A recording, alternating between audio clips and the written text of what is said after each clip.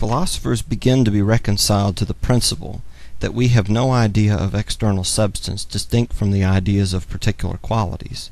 This must pave the way for a like principle with regard to the mind, that we have no notion of it distinct from the particular perceptions. There are some philosophers who imagine we are every moment intimately conscious of what we call ourself, that we feel its existence and its continuance in existence, and are certain, beyond the evidence of a demonstration, both of its perfect identity and simplicity. The strongest sensation, the most violent passion, say they, instead of distracting us from this view, only fix it the more intensely, and make us consider their influence on self either by their pain or pleasure.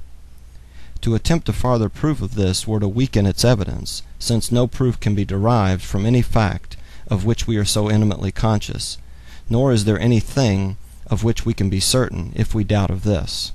Unluckily, all these positive assertions are contrary to that very experience which is pleaded for them, nor have we any idea of self, after the manner it is here explained.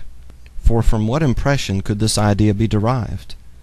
This question 'tis impossible to answer without a manifest contradiction and absurdity, and yet 'tis a question which must necessarily be answered, if we would have this idea of self pass for clear and intelligible.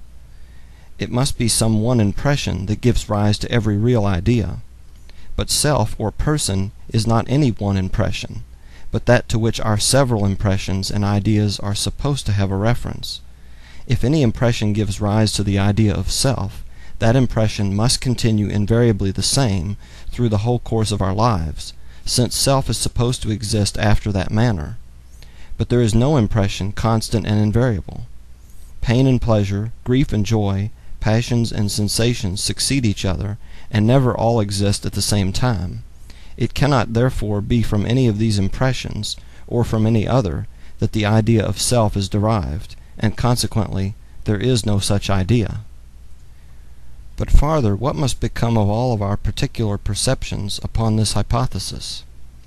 All these are different and distinguishable and separable from each other, and may be separately considered, and may exist separately, and have no need of anything to support their existence. After what manner, therefore, do they belong to self, and how are they connected with it? For my part, when I enter most intimately into what I call myself, I always stumble on some particular perception or other, of heat or cold, light or shade, love or hatred, pain or pleasure. I never can catch myself at any time without a perception, and never can observe anything but the perception. When my perceptions are removed for any time, as by sound sleep, so long as I am insensible of myself, and may truly be said not to exist.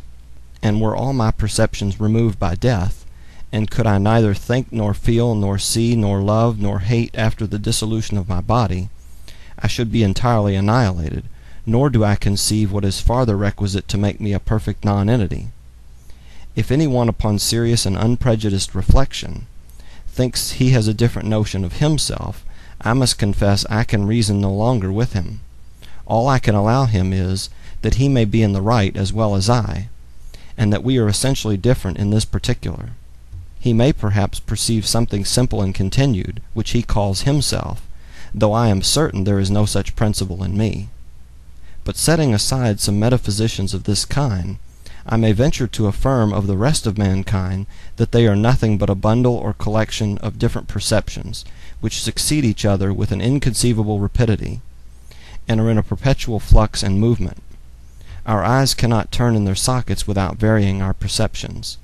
Our thought is still more variable than our sight, and all other senses and faculties contribute to this change. Nor is there any single power of the soul which remains unalterably the same, perhaps for one moment. The mind is a kind of theater, where several perceptions successively make their appearance, pass, repass, glide away, and mingle in an infinite variety of postures and situations. There is properly no simplicity in it at one time, nor identity indifferent, whatever natural propension we may have to imagine that simplicity and identity. The comparison of the theater must not mislead us. They are the successive perceptions only that constitute the mind, nor have we the most distant notion of the place where these scenes are represented, or of the materials of which it is composed.